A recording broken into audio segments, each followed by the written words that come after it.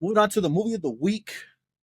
Mentioned we watched this one in theater, The Smashing Machine, starring Dwayne Johnson, Emily Blunt.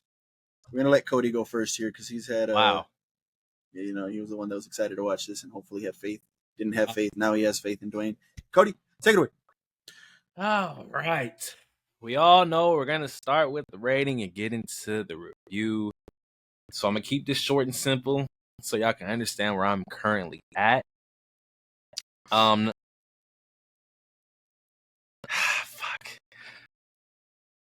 I'm at a 6.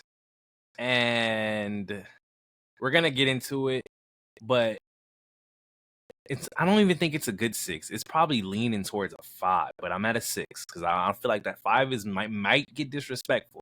Hopefully, y'all take me away from it, but by the end of this, I might end at a 5. So I don't want to say too much. I just want to get y'all a review before I say anything, or get y'all a rating before I say anything. Thanks. I'll go next here. We all heard what was going on with Dwayne and Oscar-worthy performances and things like that, and obviously we'll talk more on that right now in a little 15-minute standing ovation at the film festival. Really? 15 minutes. That's what was reported. 15-minute standing ovation. Yeah. All right, there you go. Obviously, we'll talk about his performance right now in a little bit. I thought the movie was solid. I didn't have any major issues with it, so to speak. But I don't think it was this 90, plus Rotten Tomatoes score that they gave it, things like that. I don't think it was that. But I enjoyed myself watching the movie nonetheless. I think I'm at a 7 on this one. That's where I'm at. And then we'll obviously talk to it more right now. Jet? I, surprisingly enough, am also at a 7. I enjoyed the movie. I like a lot of things about this movie. And the points, well, I'm not even going to say that. I'm at a 7. There's the ratings. There you go. 7 and 6, maybe a 5 by the end of it. Stay tuned for the entire review to see if our opinions change by the end of talking to me. Because as we do, we usually talk things out and things change. So there you go. Cody, go ahead. Let's start with the big one, the performance, right? Let's just get this out of the way. I was expecting, and I didn't know who Mark Kerr was, right? All of this is new to me. So going into this, I didn't even know it was about like UFC in Turning to Pride, but UFC was the main thing that he was fighting in. I didn't know. I didn't know. I didn't know what I was expecting. So when it came to this performance, obviously I'm expecting a great standout performance from him, like probably the best in his career. That's regardless of what the movie is. I wouldn't say it was a bad performance because that's never the case when it came to this movie. I just felt like for his performance, the role itself just wasn't that like complex. Yes. Or crazy to do. Yeah, and I'm not, and again, it's not a knock to Dwayne because I feel like he did it as well as he could. It just didn't seem like a performance that's worthy of a nomination or something to be praised highly. It seemed very basic. Besides his performance, and we're gonna get into it, I feel like it's the same across the board because I really feel like it came down to the story itself just wasn't that appealing to me. It seemed very basic, and I'm going to explain that more further in a little bit. I just want to get your opinions on the performances, though. But his performance was okay to me because of the role. Joe, what do you think? I'm somewhere in the middle between what Cody just said. I guess the middle being that it was okay and that it was this Oscar-level performance. Because my whole thing with The Rock is, and it's everybody's thing with The Rock, is that he's playing himself. And honestly, like, there were times in this movie that I forgot it was him. Like, I felt like sometimes he was doing the fucking thing. Like, he got lost in his fucking role and he was killing it. But where I tend to agree with Cody is if he gets nominated for an Oscar, I'm not going to be mad, but I just, especially from some of the roles that I've seen this year, like, I wouldn't pick him to win considering what I would nominate, or considering if what I like to be nominated gets nominated. I definitely wouldn't pick him to win. But I thought he did a great job, honestly. Like I'll never say he can't act, to be honest, because it's kind of funny because obviously this is like a sports movie, so it kind of leans into that lane that Dwayne can get into. Him being a sports guy. But there was a lot of drama filled scenes in here, and he definitely had to get into a little bit of a bag to be able to deliver them, and I bought it. So that's kind of where I'm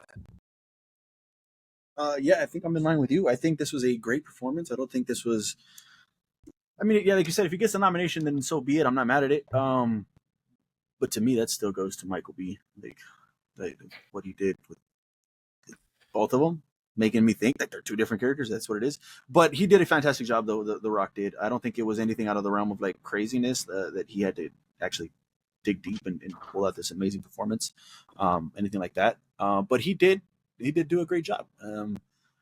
I think I'm more in line where like also like it wasn't nothing crazy that he had to do. Like in his scenes with Emily Blunt, those were good. Those were like yeah, he was arguing with her, going back and forth with her. Fantastic. The scene alone, we'll talk about it in a little bit, where she got mad and tried to do something, and he had to like kind of take over and hold her. And I'm not letting you go. I bought all that whole scene. That was fantastic. But yeah, I don't think this performance was that crazy compared to the other ones that we've had this year. What is it the best one of his career? I don't even think that's hard to do though, and that's no disrespect to him, but he's more of a comedic type of thing, right? He's more of a action hero type of thing where he doesn't have to do much. So I think I would agree that this is his best performance of the year. I mean, of his career. But like I just said, that's not that hard to do. But fantastic nonetheless. I know it sounds like I'm knocking on him. I'm not. He did an amazing job on his performance, so that was good. Where my flowers are gonna lie, Emily Blunt is her. Yeah. Everything she does, she's fucking great, and it's no exception here. And it's so crazy because I'll watch interviews of her talk, and she is just not like these characters that she plays. Whether it's this, whether you want to say a Quiet Place, being a caring fucking mother, like she kills it, man. She's a great actor, and yes, and for me personally, she was the best. But like I said, it's not hard because I feel like the movie was bland to me.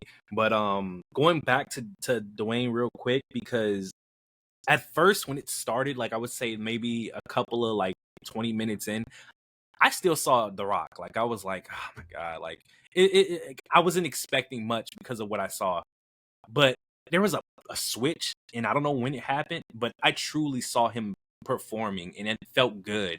So by the time, and this is when I knew it was crazy, it was the time when he cut his hair, and then after the haircut, they showed like a interview. And I was like, damn, who the hell is this? It was The Rock the whole time. I said, oh my, I had no idea that was him. Like I genuinely was like, that looked nothing like him. Like there was scenes in this movie where I was like, wow, like they did a great job making him not look like The Rock, even though he looks like The Rock and everything. And it was the goatee. Like when he was bald with the goatee, I was like, this looks nothing like Dwayne. Like it was so, it was refreshing, and it made me enjoy his performance. But yeah, anything else on the performances before we get into other things?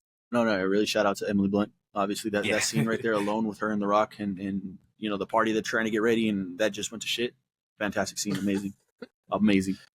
So okay. My strong negatives come from plot, and I honestly just have to say it's because of what it is. I don't think this should have been made. I don't think it was enough to make a movie entertaining.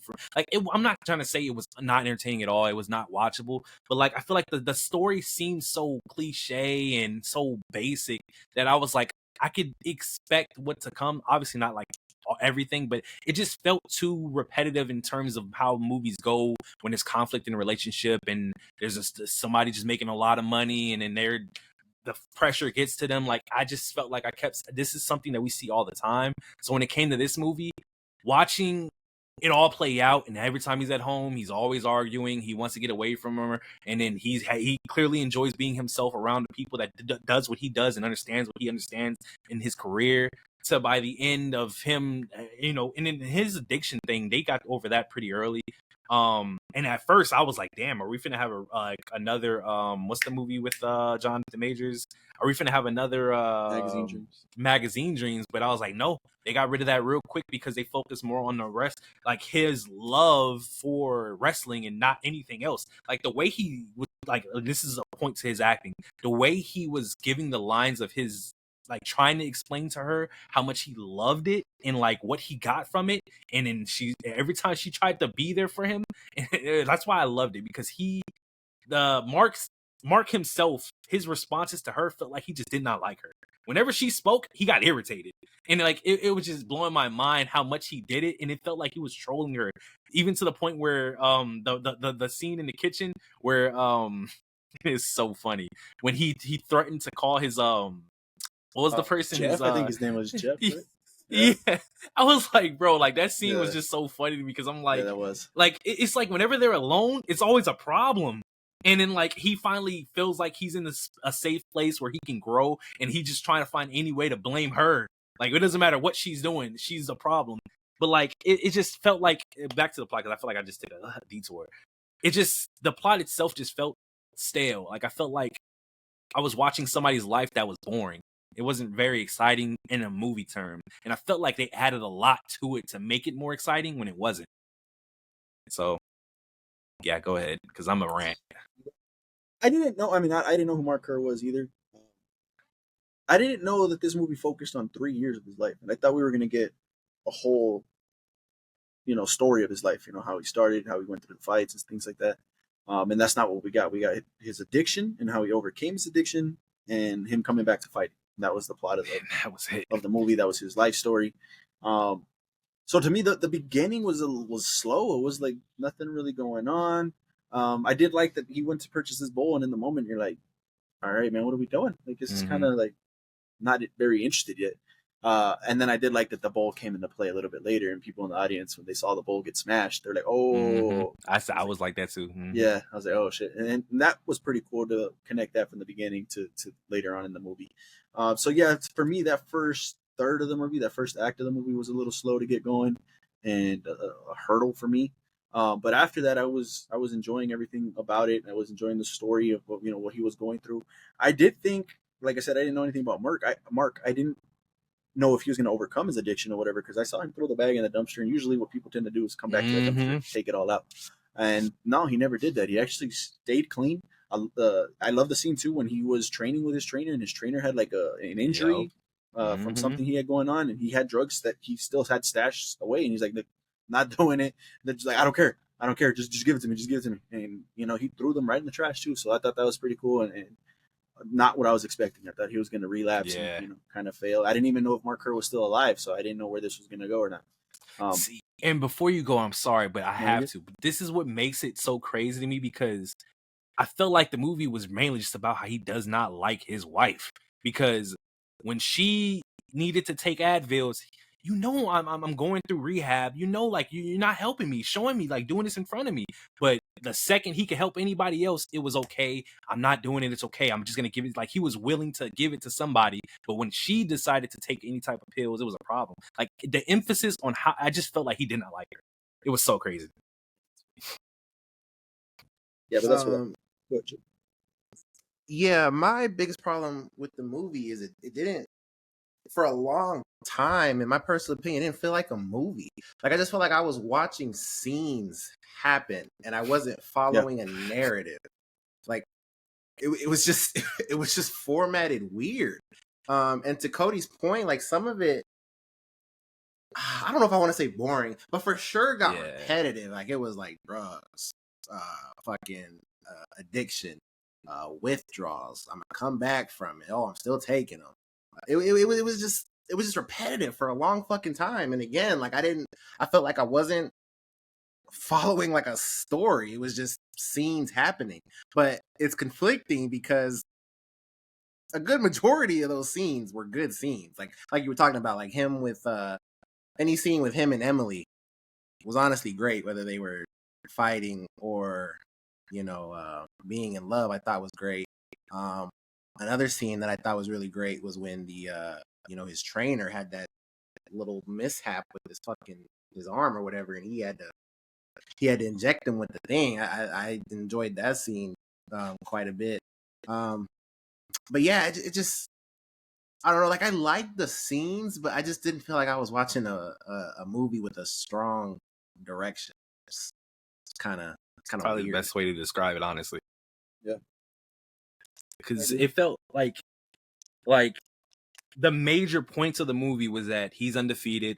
He's just doing what he loves. And then they're asking him even the question, like, what are you going to do if you lose? I can't even like fathom to think like that. Like, it would never, like, that is crazy. And then when he finally loses, he basically goes insane. So then by the second time around, when he loses, it's basically nothing to him. So it just felt like the movie felt like nothing. Like, we watched his life, and I felt like, and it is as bad as it sounds to say, it just felt like we watched the life of somebody that doesn't matter. Like, why did we watch this? Like, what's impactful from this movie are we supposed to be taking? Like, that's why I was like, I could care less. And then we get the 2025 and we see him shopping. I'm like, the fuck? Like, okay. Like, I just felt, I came out of there like, why did I watch this?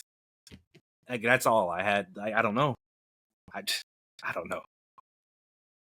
I get what you're saying. It's just, I don't know. It felt a little undercooked. Yeah. Great performances though. There was some amazing scenes, but yeah, it's just a movie. I don't know. Yeah, agreed. There you go, Smashing Machine. If you guys have seen it, definitely let us know your thoughts on it. What do you think about The Rock's performance, Emily Blunt's performance? All of those thoughts down in the comments.